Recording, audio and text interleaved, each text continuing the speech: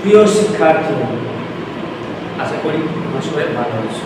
আমি ফুলাল FM UTV এবং first চ্যানেলে তোমাদের স্বাগত। আজকের আলোচনার বিষয় হচ্ছে যারা 2025 উচ্চ মাধ্যমিক ছেড়েছে তাদের জন্য আর্ট মার্কের ইতিহাসের খুবই গুরুত্বপূর্ণ সেকশন।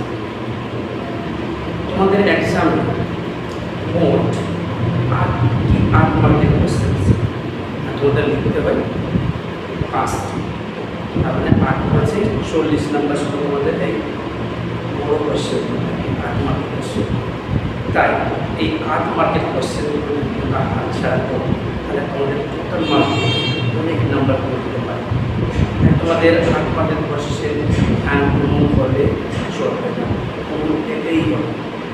আর আজকে আমি তোমাদের জন্য যেগুলো কোশ্চেন এনেছি মাত্র 10টি কোশ্চেন, এই 10টা কোশ্চেনের মধ্যে তোমরা 5টি কোশ্চেন 100% এখানে কমন পেয়ে যাচ্ছ। 2024 আমি যেগুলো কোশ্চেন দিয়েছিলাম 8টি কোশ্চেনের মধ্যে 7টি কোশ্চেন কমন ছিল। আমি তোমাদের চোখে আঙুল দিয়ে দেখিয়ে দিতে পারি। ঠিক সেরকম এবছর আমি যে 10টা কোশ্চেন দিয়েছি তোমাদের জন্য, এই 10টা কোশ্চেন যদি তোমরা করে নিতে পারো তাহলে এখান থেকে তোমরা 5টি কোশ্চেন 100% কমন পেয়ে যাবে।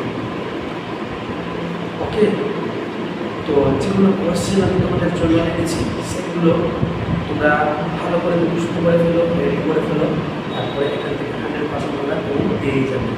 দেরি না করে চলো তোমাদের জন্য যেগুলো কোশ্চেন রেডি করে এনেছি সেগুলো দেখে নেওয়া যাবে। ওকে, তার আগে একটাই কথা বলবো, ইতিহাসে 8 মার্কের কোশ্চেন তোমাদের কমন পেতেই হবে। কারণ একটা কোশ্চেন যদি ছুটে যায় তাহলে তোমাদের অনেক নাম্বার কমে যাবে। একটা কথা মনে রাখবে, তোমাদের এক্সামে এবার 8টি কোশ্চেন আসবে, 5টি লিখতে হবে। আর আমি তোমাদের জন্য 10টি কোশ্চেন এনেছি, আর 10টার মধ্যে তোমরা 5টা অবশ্যই পাবে, বেশিও পেতে পারো, কিন্তু 5টা লিখতে হবে। আর 5টা তোমরা কমন পাবেই পাবে, বেশি কোশ্চেন না, 10টা কোশ্চেন এনেছি তোমাদের জন্য। আর 10টার মধ্যে তোমরা 5টা কোশ্চেন কমন পেয়েই যাবে। কমন না পেলে কিন্তু হবে না, তোমাদের কমন পেতেই হবে। আর যেগুলো কোশ্চেন এনেছি তোমাদের জন্য, এগুলো কোশ্চেনের অ্যান্সার পেতে তোমরা আমার সাথে কন্ট্যাক্ট করতে পারো স্ক্রিনে দেওয়া মোবাইল নাম্বারে কন্ট্যাক্ট করে। চলো তাহলে ঝটপট দেখে নেওয়া যাক তোমাদের জন্য যেগুলো কোশ্চেন রেডি করা হয়েছে।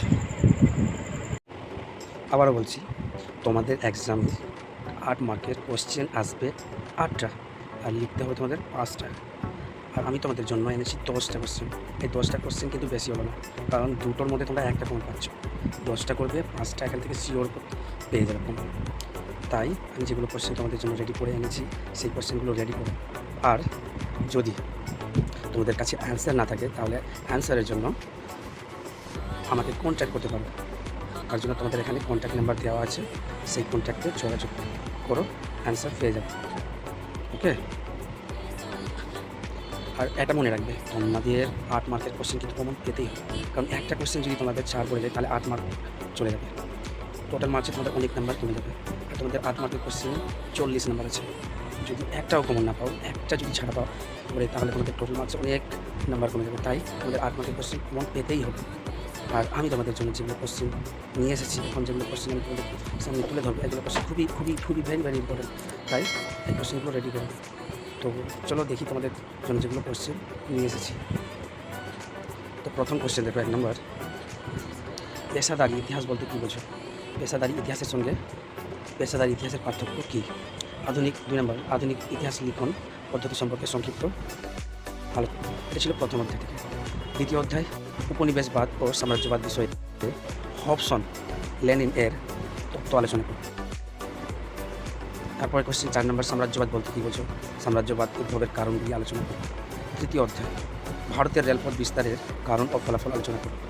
চীনের ওপর আরোপিত অসম চুক্তি বলতে কী বোঝো? চীনের ওপর আরোপিত বিভিন্ন অসম চুক্তিগুলি পরিচয় দাও। 7 নম্বর কোশ্চেন, অবশিল্পায়ন বলতে কী বোঝো? ঔপনিবেশিক ভারতে অবশিল্পায়নের সম্পর্কে আলোচনা করো। চতুর্থ অধ্যায়।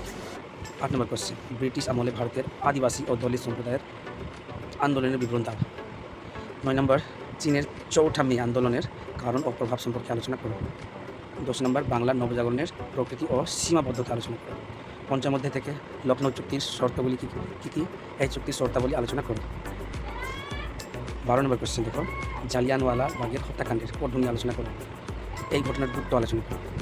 ষষ্ঠ অধ্যায় থেকে 1942-এর আগস্ট আন্দোলন বা ভারত ছাড়ো আন্দোলন সম্পর্কে যা জানো লেখো। সপ্তম অধ্যায় 14 নম্বর কোশ্চেন, হো চি মিনের নেতৃত্বে ভিয়েনামের মুক্তিযুদ্ধ বর্ণনা করো। 15 নম্বর, স্বাধীন ভারতের প্রথম 3টি পঞ্চবার্ষিকী পরিকল্পনার লক্ষ্য ও গুরুত্ব আলোচনা করো।